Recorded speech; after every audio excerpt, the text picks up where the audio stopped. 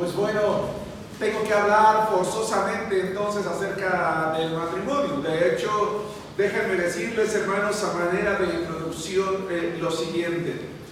Vayan a Colosenses capítulo 3, versículo 19 y tengan allí abierta la Biblia, por favor, en Colosenses capítulo 3, versículo 19. Insisto, el título de la predicación es ¿qué dice la Biblia de las obligaciones de los esposos? Hermanos, quiero introducirme diciéndoles lo siguiente.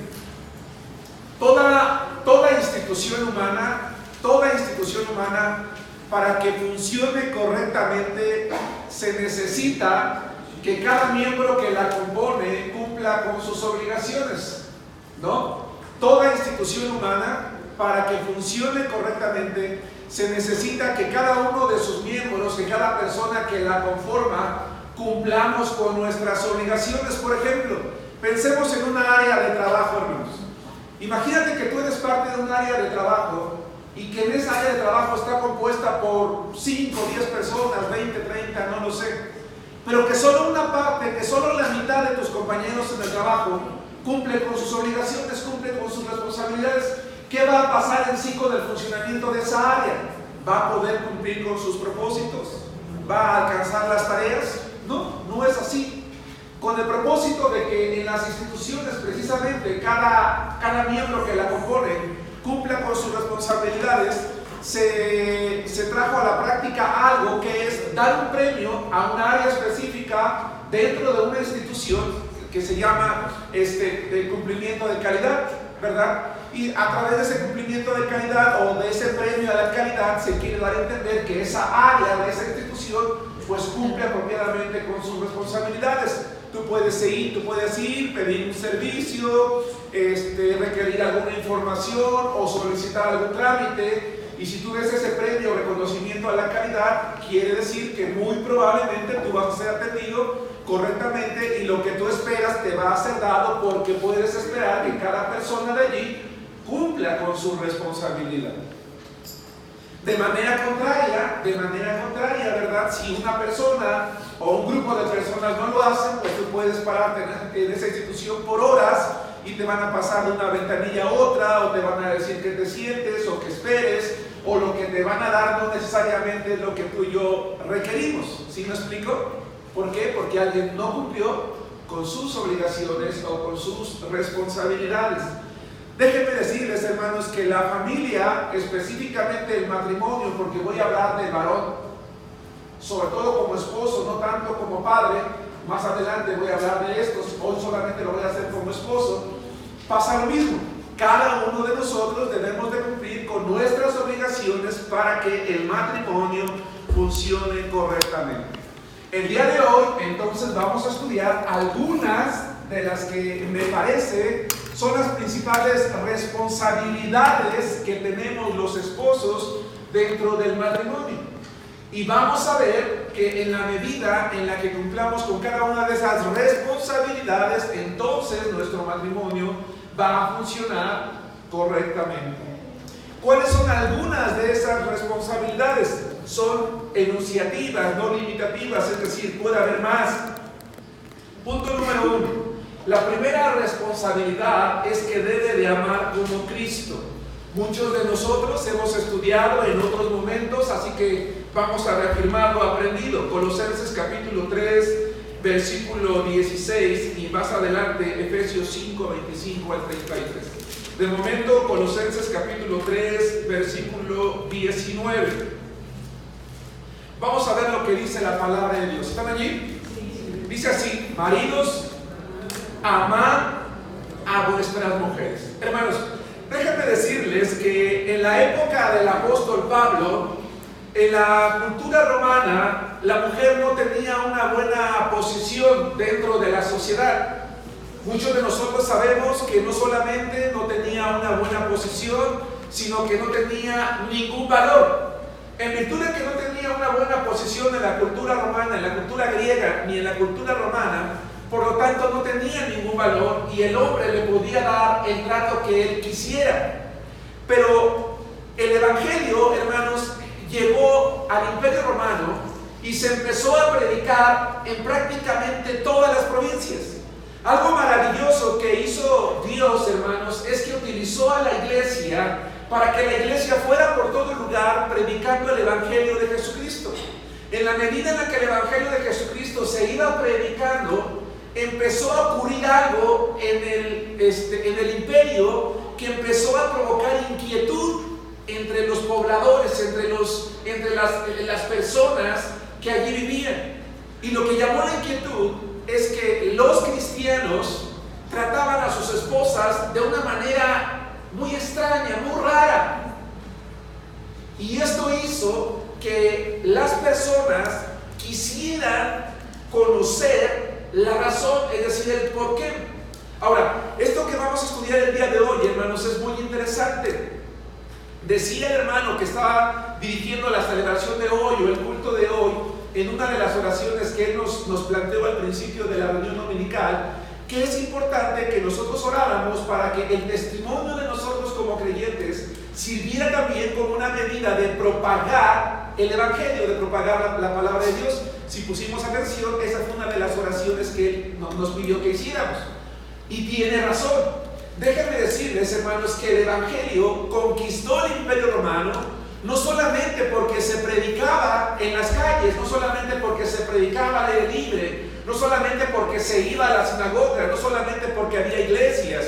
Una de las razones por las cuales el Evangelio de Jesucristo se propagó muy rápidamente entre el imperio, particularmente entre las familias o específicamente entre las personas casadas, es porque se empezó a levantar un grupo de hombres que iba contra la corriente, que estaba haciendo algo que las personas de su tiempo no lo hacían, que no les avergonzaba tratar a sus esposas de manera distinta, tanto en lo público, tanto en lo privado como en público.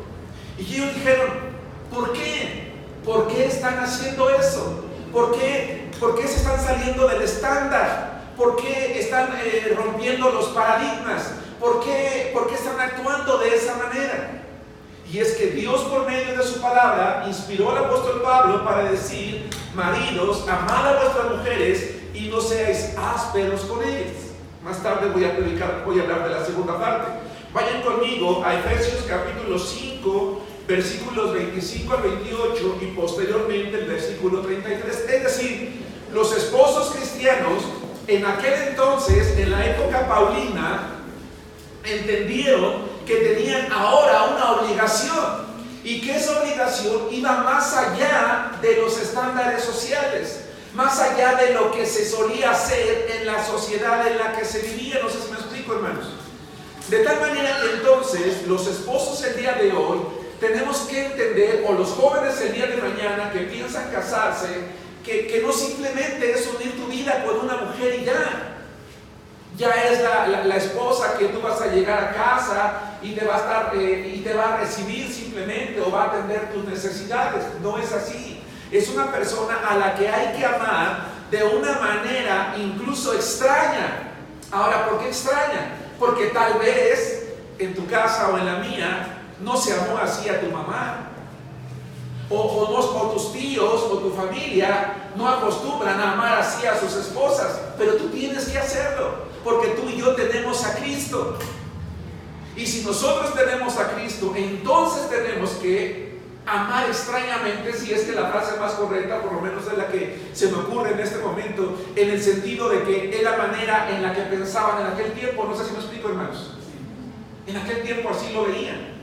Vamos a ver Efesios capítulo 5, versículos 25 al 28. Maridos, amad a vuestras mujeres, así como Cristo amó a la iglesia y se entregó a sí mismo por ella, para santificarla, habiéndola purificado en el lavamiento del agua por la palabra, a fin de presentársela a sí mismo, una iglesia gloriosa, que no tuviese mancha ni arruga ni cosa semejante, sino que fuese santa y sin mancha.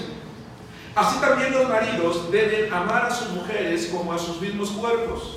El que ama a su mujer, a sí mismo se ama. Hermanos, la pregunta en esta mañana es: ¿por qué Dios, por medio de Pablo, ordena a los hombres de aquella época a amar a sus esposas, y no solamente amarlas en el estricto sentido de la palabra, sino de amarlas como Cristo?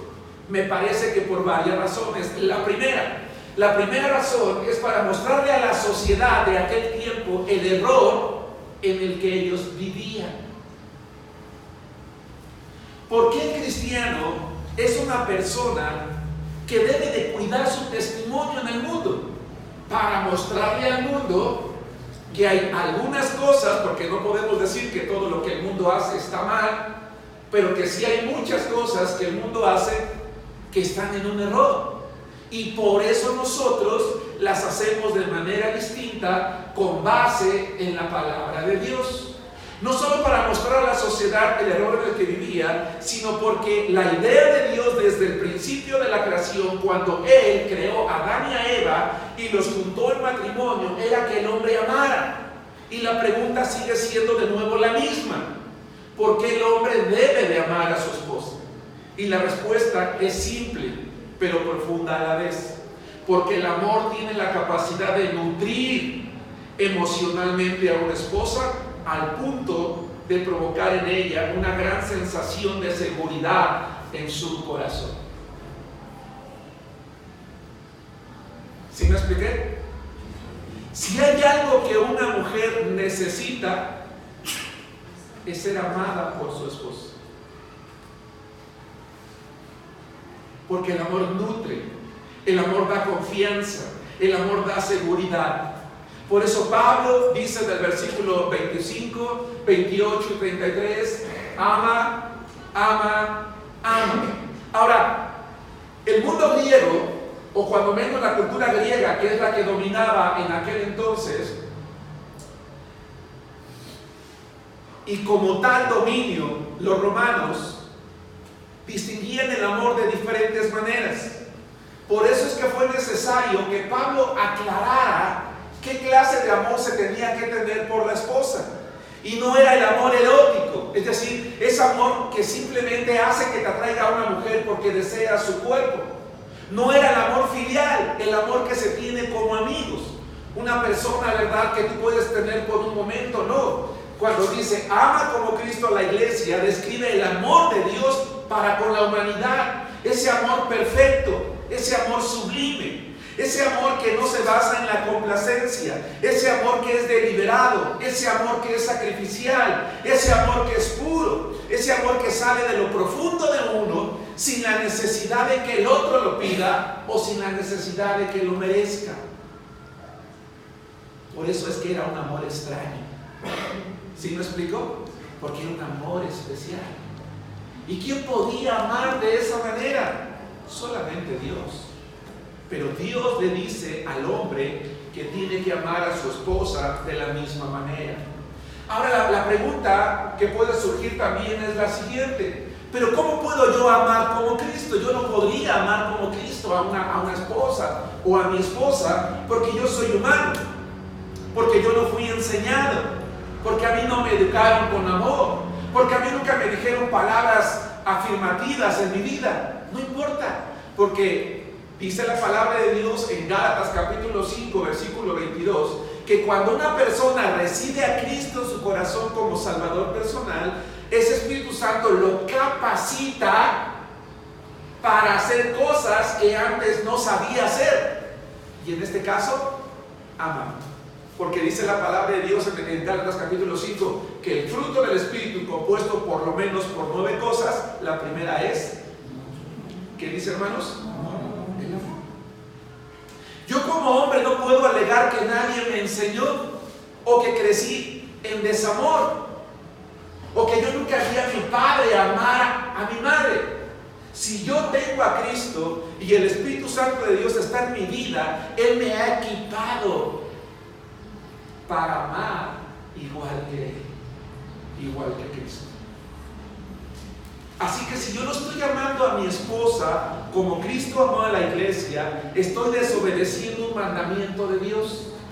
Y quizás entonces por eso mi familia, mi matrimonio no está marchando bien, porque no hay el amor adecuado. ¿Por qué? La palabra de Dios manda amar como Cristo, hermanos, porque las adversidades de la vida, porque los problemas en el matrimonio, tarde o temprano van a estar presentes. Hermanos, como suelo acostumbrar, voy a hacer una pregunta, no levanten la mano. Si yo dijera, levanten la mano a aquellos matrimonios que nunca han tenido un problema, ¿quién la levantaría honestamente? Yo, ojalá me equivoque, pero no creo que exista un matrimonio que no haya tenido un problema en su vida. Yo creo que hemos tenido, no uno, hemos tenido muchos. Y los problemas matrimoniales van en contra del amor, es decir, provocan desamor. Nos desilusionamos, nos damos cuenta que después de todo no tenía el carácter, no era tan cariñoso o tan cariñosa, no era tan atento, no era tan atenta, no era tan servicial, y muchas cosas que nos pueden ir desilusionando. Pero si yo amo como Cristo, tengo que preguntarme entonces, porque la comparación es entre Cristo y la iglesia. Yo como cristiano, hermanos, ¿habré desilusionado en alguna ocasión a Dios? Sí, claro que sí. Yo en alguna ocasión, hermanos, como cristiano, ¿le habré fallado a Dios? Muchas, lamentablemente, hermanos. Y entonces yo me pregunto, sin embargo, ¿Dios me seguirá amando igual? ¿O me amará menos? Dios me ama igual, porque la palabra de Dios dice que el amor de Dios es perfecto. Y entonces, si yo tengo que amar como Cristo, yo tengo que orar a Dios para que Él me dé la capacidad de amar a mi esposa todos los días, cada día de mi vida, incluso cuando las acciones que ella hace empiecen o quieran provocar en mí desamor. Hermanos, hace tiempo leí un libro que me pareció interesante, honestamente quizás un poquito exagerado, pero a pesar de eso muy interesante. Es un libro escrito por un rabino judío, y en este libro él habla acerca del papel del esposo dentro del hogar. Y este rabino decía que un esposo debe de amar a su esposa por sobre todas las cosas, y que el amor a su esposa debe de ser capaz hasta el punto de darle a ella lo que ella quiera. Porque Dios, dice él, nos mandó a amar a la esposa como Cristo. Yo por eso les decía, de repente un poquito exagerado, porque podemos poner una balanza aquello de que lo que ella quiera, pero la idea de él es, tenemos que amar, y Dios nos ama. Ahora les voy a decir una cosa, hermanos, seamos sinceros. ¿Creen ustedes, y nuevamente lo voy a aplicar conmigo porque no me atrevo a hacerlo con nadie de ustedes, creen ustedes que Dios algún día me ha dado algo a mí solo por gracia, porque me ama, a pesar de que yo le he fallado, le he defraudado a Él muchas veces, aunque yo no me lo merezca? Yo creo que sí, muchas veces. Y la pregunta es, ¿por qué lo ha hecho, hermanos? Porque me ama.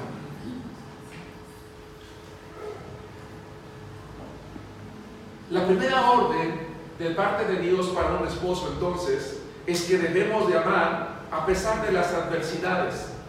Por eso dice Pablo, incluso como a mí mismo, y si es posible, mucho más. Podríamos decir mucho de la porción, hermanos, quiero ser breve. 2. La segunda orden para los esposos es que debe de actuar sabiamente. Primera epístola de Pedro, capítulo 3, versículo 7, primera parte. Primera parte del verso, no de este punto 2. El punto 2 se llama, se dice que debe actuar sabiamente, con base en 1 Pedro capítulo 3, versículo 7. Dice la palabra de Dios, ustedes maridos, igualmente vivan con ellas sabiamente. Hermanos, normalmente no es ley, pero normalmente los esposos pasamos mucho tiempo fuera de casa con motivo de trabajo, ¿cierto? A menos que tengamos algún negocio que nos permita ir y venir y estar más tiempo en la casa. Habitualmente los varones, hoy en día también hay mujeres que trabajan, pero aquí estamos hablando de varón, pasamos mucho tiempo fuera de casa, es decir, no tenemos mucho tiempo para estar en casa. A veces salimos muy temprano y a veces tenemos que llegar muy tarde a la casa y eso nos limita mucho.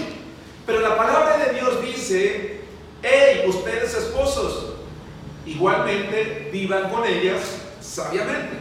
Y esa palabra, vivir con ellas, da la idea de convivir con ellas, pasar tiempo con ellas. Es decir, a pesar de lo absorbente, hermanos, a pesar de lo absorbente que es el trabajo el día de hoy, en donde en muchas empresas, en muchas fábricas, hay un horario de entrada, pero muchas veces no hay un horario de salida, y a veces el horario de salida se prolonga, ¿verdad?, hasta altas horas de la noche, y a veces hay que llegar al siguiente día a la misma hora, porque si tú entras a las 7 de la mañana y sales a las 11 de la noche, y tu hora de salida era a las 3 o a las 4, no significa que al día siguiente puedes llegar a las 4 o 5 o no ir.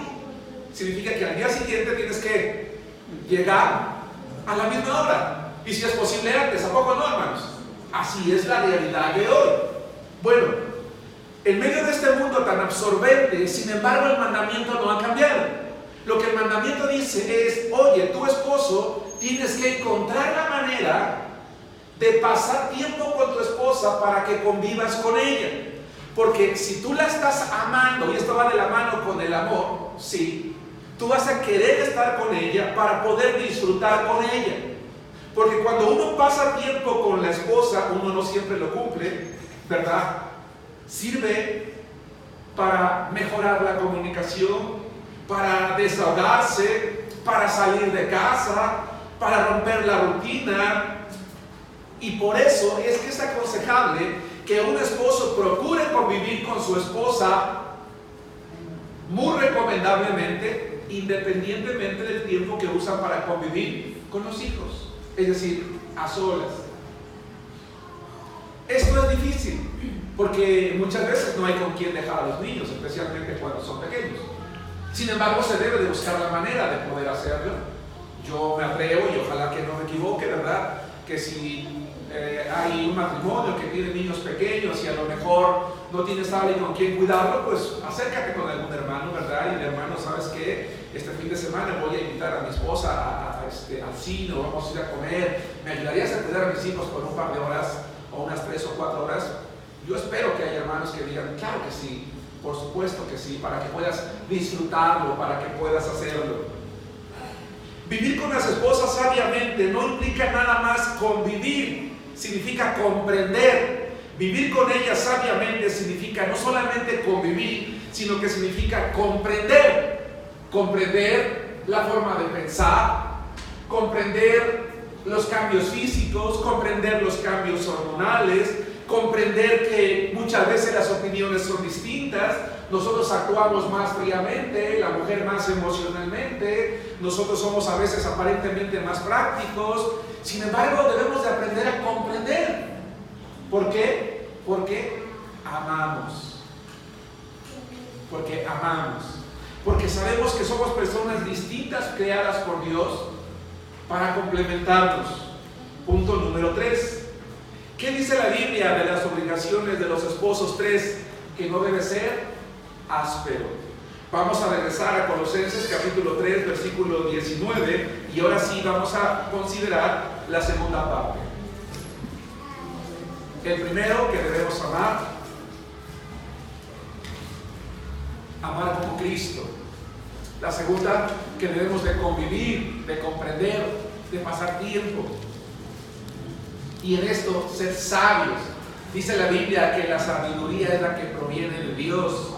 Hacerlo como Dios quisiera, como Dios trataría, como Dios tendría paciencia. 3, que no debe ser áspero. Dice la palabra de Dios, Colosenses 3:19, maridos, amad a vuestras mujeres y no seáis ásperos con ellas. Aquí hay un mandamiento, dice que no sean, ¿qué dice, hermanos? Ásperos. ¿A qué les suena algo áspero, hermanos? Conocemos, todo el mundo aquí conoce las lijas. Bueno, delgadita, ¿verdad? Ustedes pueden, sin embargo, una lija, por muy delgada que sea, en la medida en la que ustedes tallen, ¿qué va a hacer? Va a desgastar algo. Ahora imagínense la lija más gruesa. Hay unas lijas que son para metal, que ustedes cuando las compran, tienen una especie como de pielecitas, no sé cómo se llama, perdón por mi ignorancia, perdón. Desmerid, gracias, ¿verdad? Y con eso ustedes pueden limar un tubo, a lo mejor bien oxidado, y se va a ir el chasquido, ¿no? Y con ustedes, después de tanto tallar, pueden incluso desgastar de más. Bueno, déjenme decirles que la palabra ásperos va más allá de aspereza. La palabra griega ásperos, pricaíno, significa amargo. Lo que la palabra de Dios dice es que el esposo debe de amar de tal manera a su esposa que convive con ella sabiamente hasta el punto de que su hogar es un hogar dulce, es un hogar bello, es un lugar tranquilo. Dios no quiere que la mujer sufra, hermanos, dentro del matrimonio. Dios no quiere que sea maltratada. Dios formó el hogar, formó el matrimonio para traer paz al hombre y a la mujer que se iban a unir en ese matrimonio. No sufrimiento, no violencia, no golpes, no maltrato, no insulto, no desprecio. El hombre, los esposos debemos de cuidar, no convertir nuestros hogares en lugares donde es imposible vivir.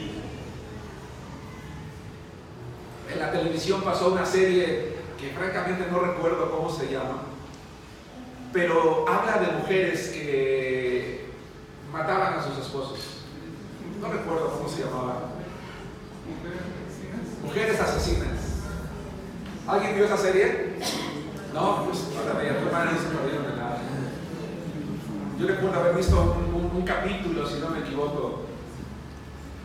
¿Cuál era la temática de mujeres asesinas, hermanos? Mujeres cansadas de la amargura que soportaron durante años a través de su esposo. Mujeres que hartas, que cansadas de tanto sufrimiento, de tanto desprecio, de tantas vejaciones, de tantos insultos, de tantas burlas, de tanta indiferencia, se cansaron. Y la decisión final era: ¿cómo termino con esto? Y lamentablemente la decisión fue la más inadecuada, y fue matar a sus esposos. Ahora, no simplemente los mataron, ojalá simplemente los hubieran matado, pero no. En cada ocasión hubo tal violencia, sí, porque reflejaba todo el coraje que habían acumulado a través del tiempo por el desamor, por la falta de cuidado, por la amargura que habían tenido que soportar durante años. Y yo pregunto, hermanos, ¿creen ustedes que la voluntad de Dios sea que una mujer viva eso? Eso no es ni normal, ni cristiano, ni debe aceptarse. Por lo menos no en un lugar cristiano. No debe haber un trato de esa manera, hermanos, en un matrimonio. Jamás. Porque la aspereza, hermanos, disminuye, acaba con lo más hermoso del matrimonio. Algún matrimonio puede parecer firme como la roca y serlo, pero en la medida en la que el hombre va siendo áspero, va provocando amargura, porque cree que no pasa nada, porque cree que su esposa va a mantenerse fiel, porque cree que no pasa nada en el corazón de su esposa, porque descuida cosas pequeñas, a lo único que está arriesgándose, hermanos, es a provocar que la vida de su esposa sea triste. Hermanos, los cristianos tenemos la obligación de no ser ásperos con nuestras esposas, de tratarlas de la misma manera en público y en privado. Porque yo conocí a alguien ¿verdad? Que hasta le besaba la mano a todas las damas, pero a su esposa le trataba con la punta del pie. Hermanos, no es así. A veces queremos aparentar delante de los demás que somos muy amorosos, pero cuando estamos en casa no tenemos ni la más mínima muestra de amor para nuestras esposas, para nuestras mujeres. Es deber de nosotros, hermanos, deleitar todos los días el corazón de nuestras esposas, renovar continuamente los lazos que nos atan a ellas por medio de la atención, por medio del comportamiento. Vayan conmigo a 1 Pedro capítulo 3 versículo 7, por favor. Es obligación, es responsabilidad, es mandato de Dios, hermanos, dar a nuestras esposas amor, comprensión, cariño, afecto, convivencia y no ser amargos con ellas. Dice 1 Pedro capítulo 3, hace un momento leímos una parte, quiero hacer énfasis en la segunda. Dice la palabra de Dios: ustedes esposos, ustedes maridos, igualmente vivan con ellas sabiamente, dando honor a la mujer como a vaso más frágil y como a coherederas de la gracia de la vida, para que sus oraciones no tengan estorbo. Yo no sé si alguien recuerda, hermanos, que hace tiempo hice un comentario. Cuando estaba estudiando la maestría, hermanos, en uno de los módulos que estudié, tuve que hacer una investigación. Y en esa investigación tenía yo que entrevistar a un número determinado de personas casadas. Y tenía que entrevistar personas jóvenes, personas de mediana edad y personas ya mayores, buscar personas ya grandes, ya incluso de la tercera edad. Y una de las preguntas que yo tenía que plantearles era la siguiente: ¿por qué creen ustedes que antes los matrimonios duraban más? Esa era la pregunta, ¿sí? Entonces estaba yo con un matrimonio que tenía como 50, 60 años de casados, y yo les planteo la pregunta: ¿por qué creen ustedes que antes los matrimonios duraban más? Y de inmediato la esposa me responde: porque antes aguantábamos más.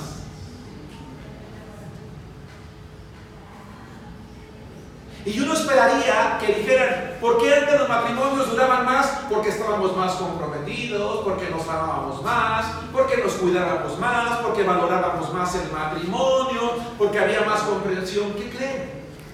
La mayoría de matrimonios ya viejos, y no es una palabra despectiva, es correcto decir personas ya grandes, me respondieron exactamente lo mismo. Durábamos más simplemente porque aguantábamos más. Porque nos dijeron que yo tenía que aguantar, que yo tenía que soportar, que era mi marido. Yo recuerdo una mujer que dijo: mi esposo me golpeaba, me maltrataba, y fui a pedir ayuda a mi casa y me corrieron mis papás y me dijeron: es tu marido, lo tienes que aguantar, vete con él. Y tuve que vivir una vida soportando violencia, maltrato, insulto, vejación, porque me dijeron que yo tenía que aguantar. Pero no. La palabra de Dios dice desde la antigüedad que a la esposa hay que darle honor. Y esa palabra griega, dar, aponemo, no significa ten, no. Es una palabra que describe la acción de entregarle a alguien lo que merece, lo que le pertenece. ¿Sí me explico? Es decir, Dios ha elevado a la mujer en todos los sentidos a una posición en la que el hombre, por donde quiera que la veamos, tenemos que verla como alguien que merece recibir lo que le corresponde. En este caso, que dice honor. ¿A qué le suena la palabra honor, hermanos?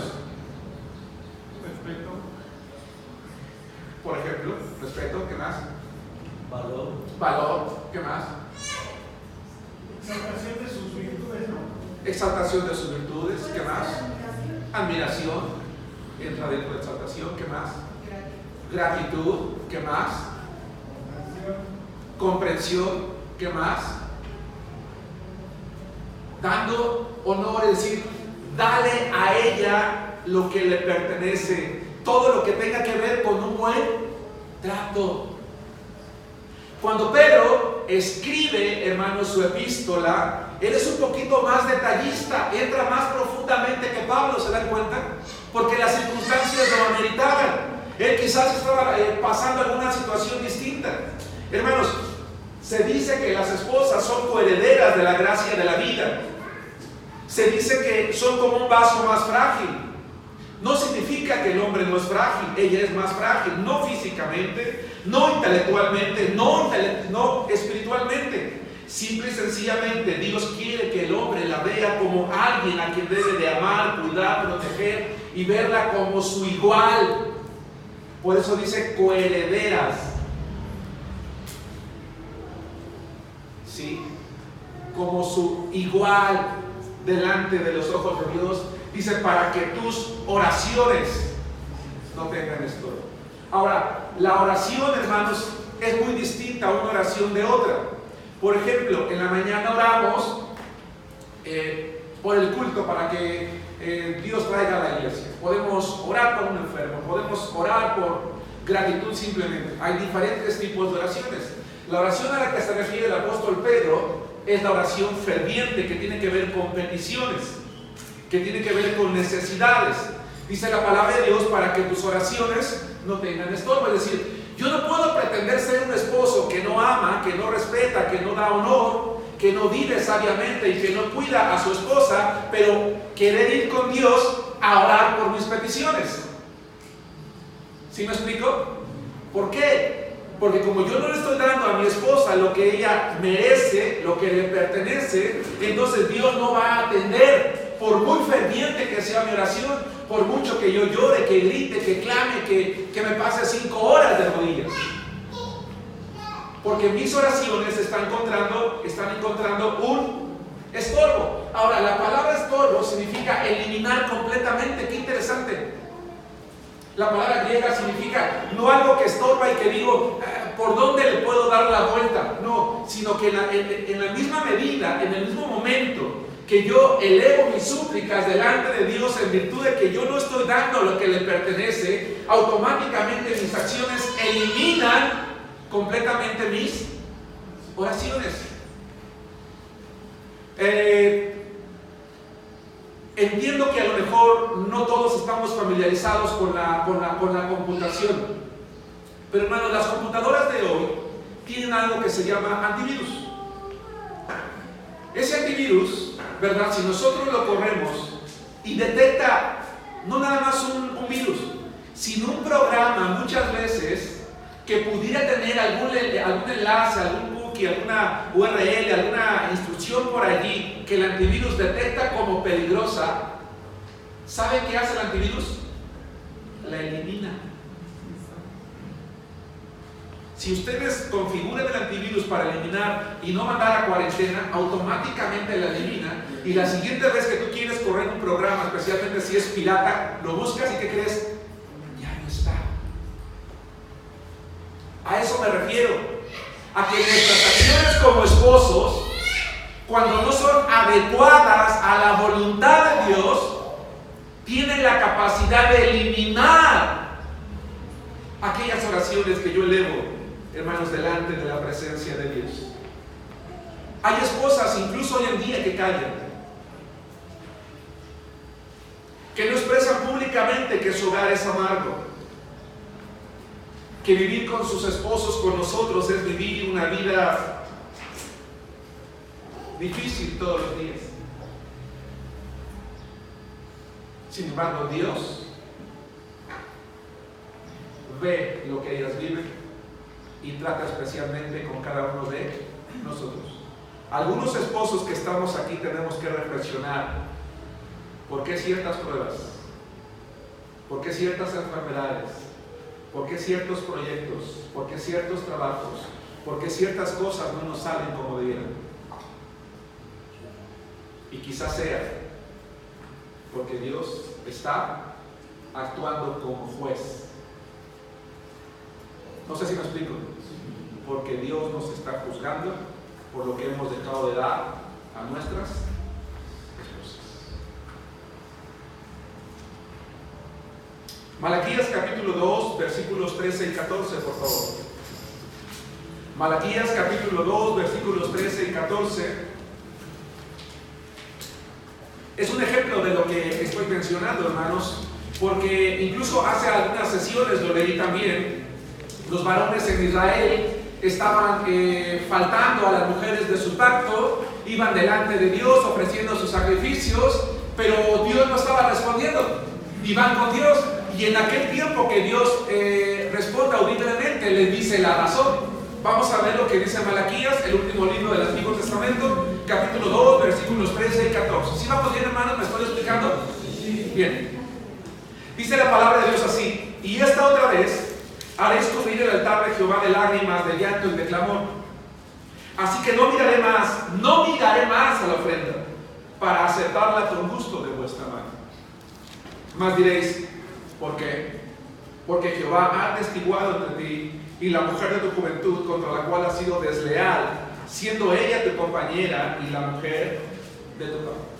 Hermanos, a la luz de que un hombre debe de evaluar o examinar su vida espiritual, hermanos, pregunto, a la luz de que un hombre debe de examinar su vida espiritual, a la luz nada más de cuánto lee la Biblia, a la luz nada más de cuánto ora, a la luz nada más de que nunca falta a la iglesia, a la luz nada más de que está en un ministerio, no, a la luz de cómo está tratando a su esposa.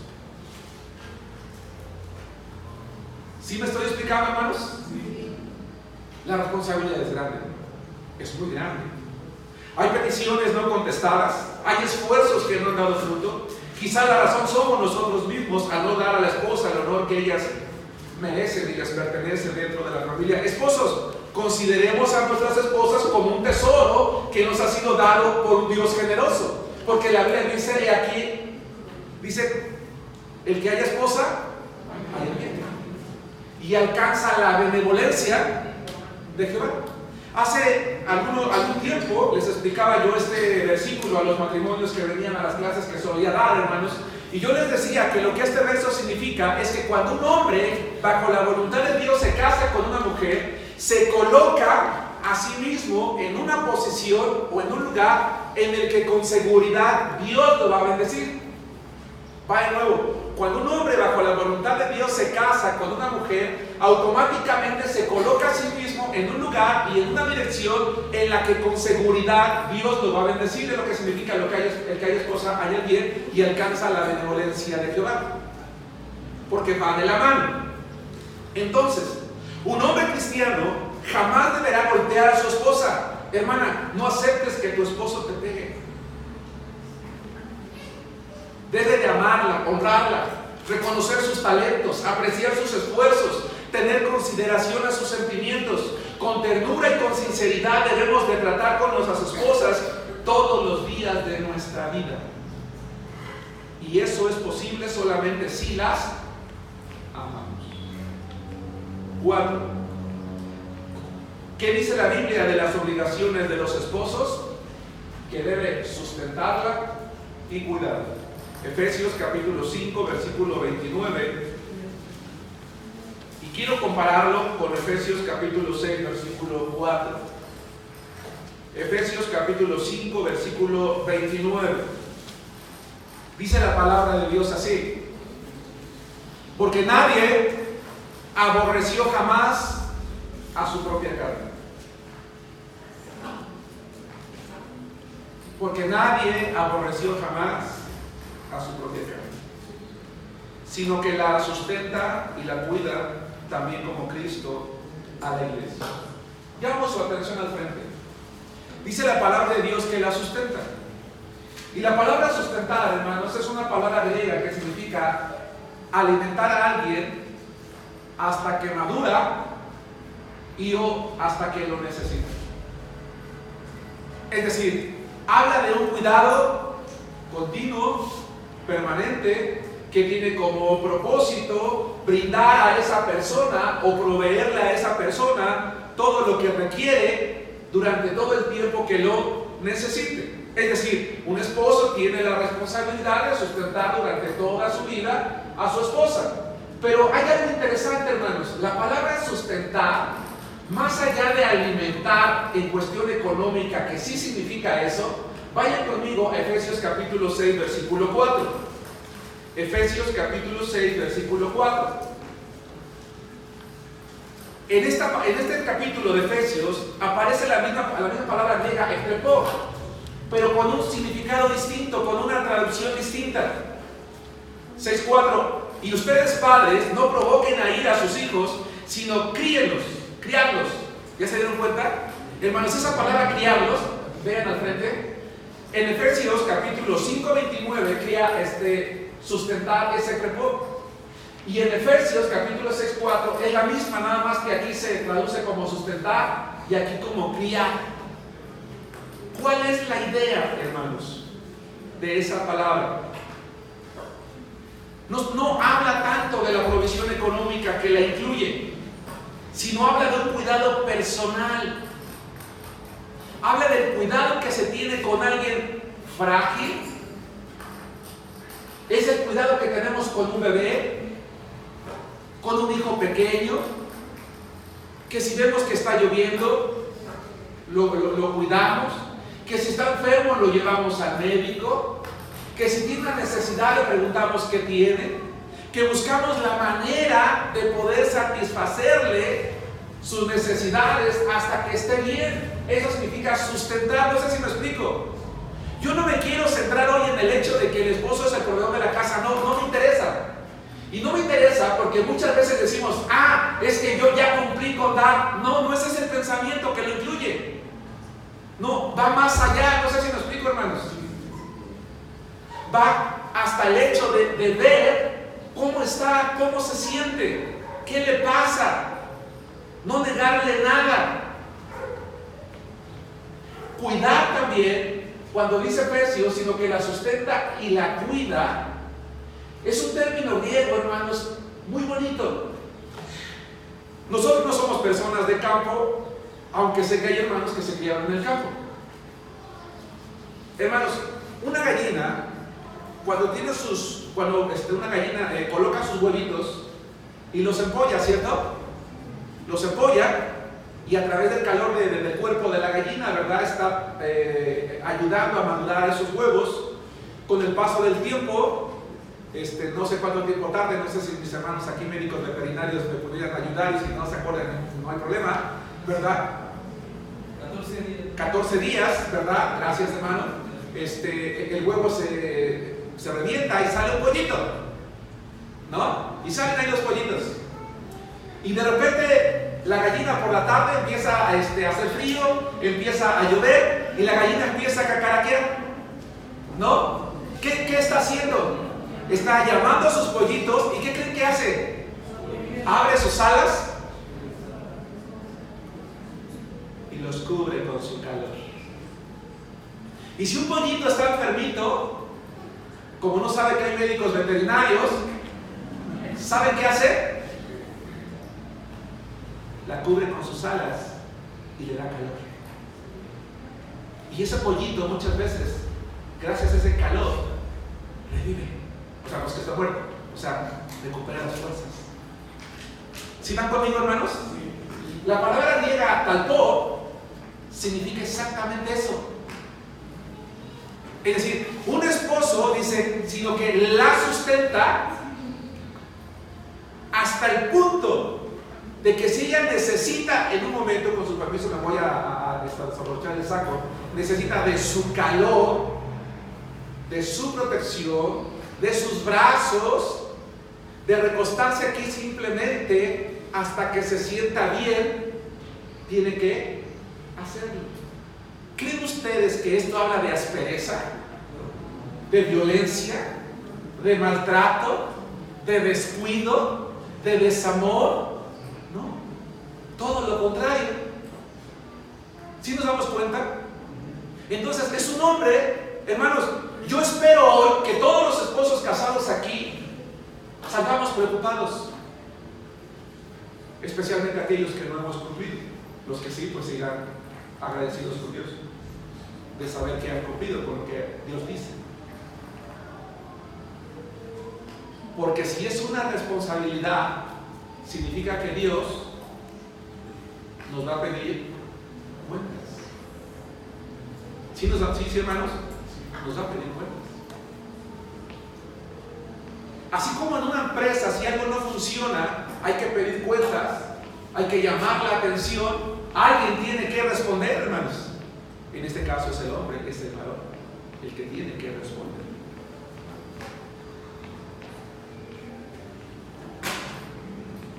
Y entonces todo esto de lo que yo estoy hablando no tiene nada que ver con el simple hecho de dar un gasto, ¿estamos de acuerdo? Va más allá. Transmitir un calor suave y agradable, revivir la salud, es como empollar, cuidar con ternura, con amor tierno. Vamos a ver lo que dice esta misma palabra griega talco que utiliza Pablo en Efesios, que la cuida, que la cuida, la utiliza en la primera Tesalonicenses. Vayan conmigo, capítulo 2, versículo 7, y vamos a ver cómo se traduce allí para que podamos comprender todavía mejor lo que estoy tratando de explicar.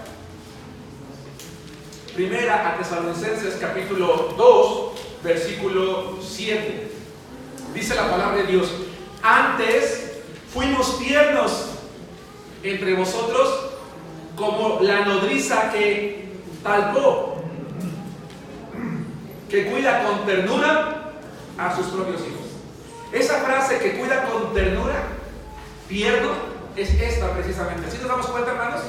Cómo con base en el contexto podemos nosotros entender el significado de una palabra y la profundidad que ello lleva para entender cuál es mi responsabilidad o mi obligación, hermanos. Bien, 5. Normalmente cuando a través de los años predico este tema, casi siempre empiezo por que la responsabilidad de un hombre es que debe de ser un líder. Pero a veces me cuesta tratar de que los hombres entendamos lo que implica esto. Por eso es que hoy la dejé el último, porque yo espero que después de haber explicado los 4 puntos anteriores, sea muy fácil de entender, ¿sí? Y hablamos de un líder humilde, o como dice la palabra de Dios en 1 Corintios, a donde les pido que me acompañen, 1 Corintios capítulo 11, versículo 3, y también Génesis capítulo 3, versículo 16. Y yo quiero mencionar algo, hermanos, porque hay quien ha reclamado con base en Génesis 3:16. Primero vamos a 1 Corintios 11:3, y me gustaría que lo leyéramos todo, ¿les parece? Bien. Fuerte dice la palabra de Dios: pero quiero que sepáis que Cristo es la cabeza de todo varón, y el varón es cabeza de la mujer, y Dios es la cabeza de Cristo. Vayan conmigo ahora a Génesis capítulo 3, versículo 16, por favor, hermanos. Génesis capítulo 3, versículo 16.